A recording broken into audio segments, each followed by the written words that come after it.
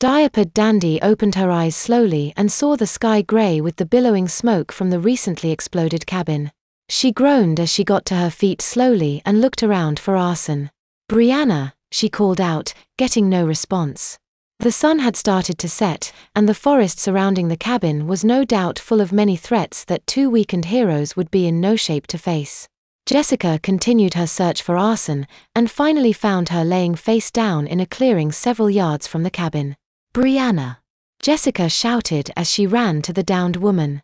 Jessica quickly rolled her over and saw that apart from several cuts and bruises she appeared to be unharmed. Arson opened her eyes and looked up at Jessica, a smile spreading across her face.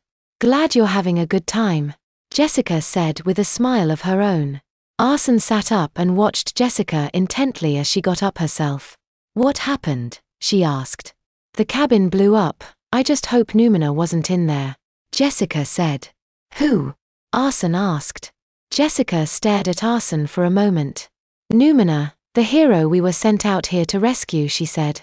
"Oh, okay then," Arson said with a confused look on her face. "You do know who we are, don't you?" Jessica asked, getting very worried about her teammate. Arson nodded and smiled.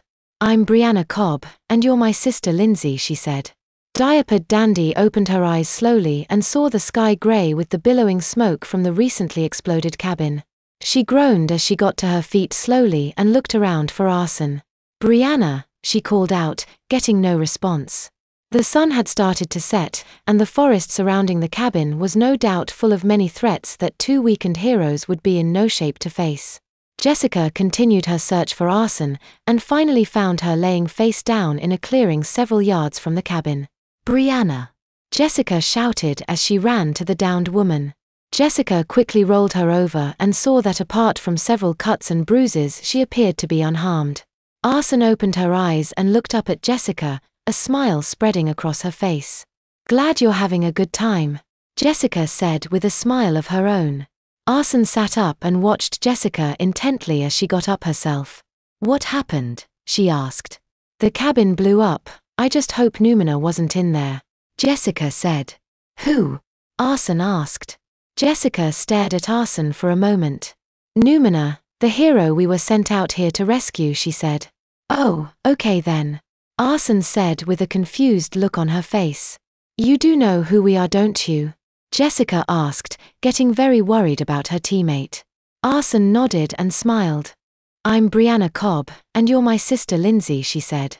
Jessica looked into Arson's eyes for a sign that she was joking but found none. "Your sister?" she asked. The raven-haired fire controller smiled at Jessica. "We should get back home before Mommy gets worried about us," Arson said as she got to her feet. "How old are you, Brianna?" Jessica asked her teammate. "I'm this many," Brianna said excitedly as she held up 5 fingers. "Great," Jessica thought to herself. "Brianna, can you try and fly for me?" Jessica asked her child-minded teammate.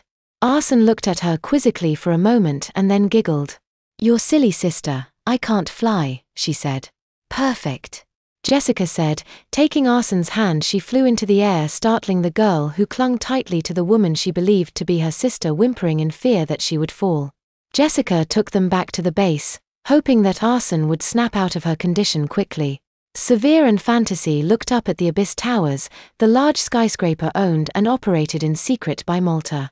The pair watched a flood of workers pour from the entrance of the building after Fantasy had made them think the building was full of snakes and spiders, her power amplified by Severe so that she could affect all the non-Malta people in the building. "Like taking candy from a baby," Fantasy said with a smile. "We should not be so quick to claim victory," Severe said. "Arson was right, you're a wet blanket," Miranda said with a frown. "I am practical, a trait which would serve the both of you well," Severe said. "Whatever, let's do this thing if we're gonna do it," Fantasy said as she headed for the entrance of the building, pushing through the crowd. Severe sighed and followed her teammate into the great glass structure, her practicality screaming at her that something was not right about the situation inside. The fire alarm was ringing inside the building as they entered, triggered by one of the panicked workers. Severe and Fantasy made their way to the elevators and up to the top floor of the building, where their information led them to believe that Manticore was being held. "Not a lot of action so far," Fantasy said.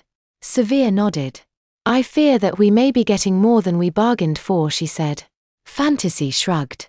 "I say bring on the straight fight, I'm kinda bored with this straight path of no resistance," she said. The elevator stopped at their floor and the doors opened, revealing a large laboratory and a man standing in the center of it. The man was dressed similar to a cowboy and smiled widely when the two heroes entered the room. "Welcome, ladies," the man said cheerfully. "My name is Sigma Black and you're gonna love me," he said. "Somehow I doubt that," Fantasy said with a scoff. "No, I'm serious," he said. "I know Severe will anyway," he added with a smile. "And why is that?" Severe asked.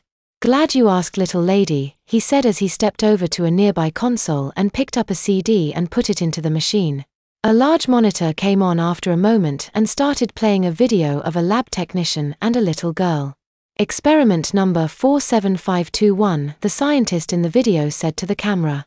"Subject's name is Olivia Chambers, age 12, the man said.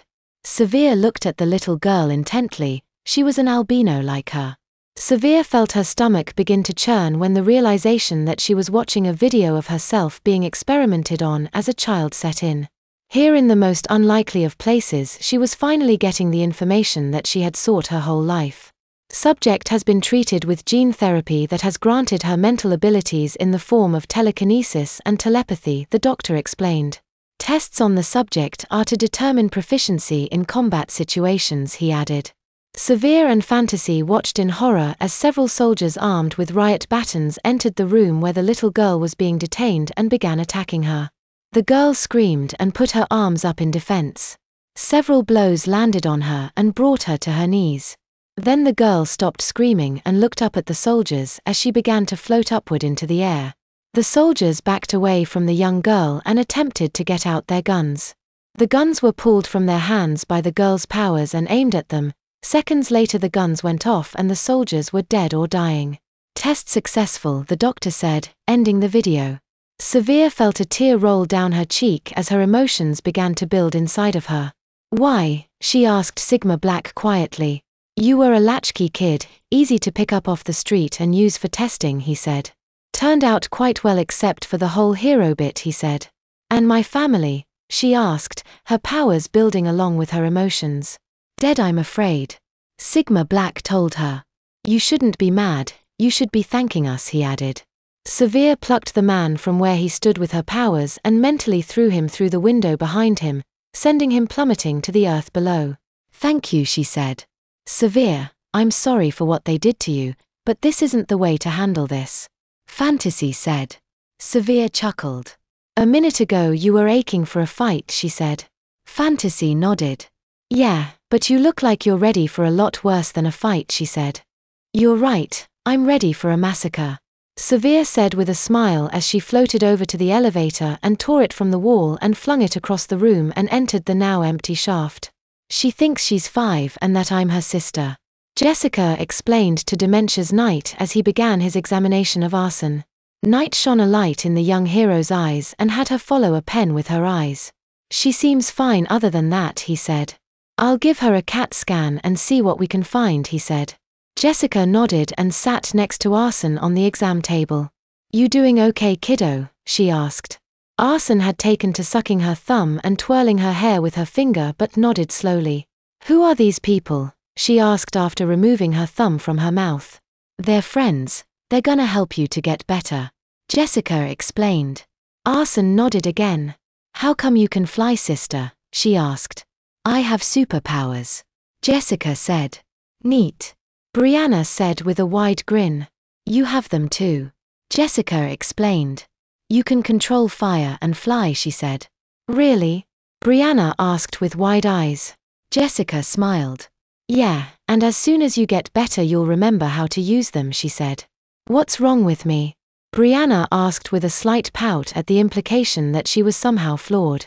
"Oh, don't be sad, honey, nothing is wrong with you. You just don't remember how to use your powers is all. These nice people are gonna help you," Jessica said. Brianna nodded and put her thumb back into her mouth. Jessica smiled at her and started stroking her hair to put her at ease.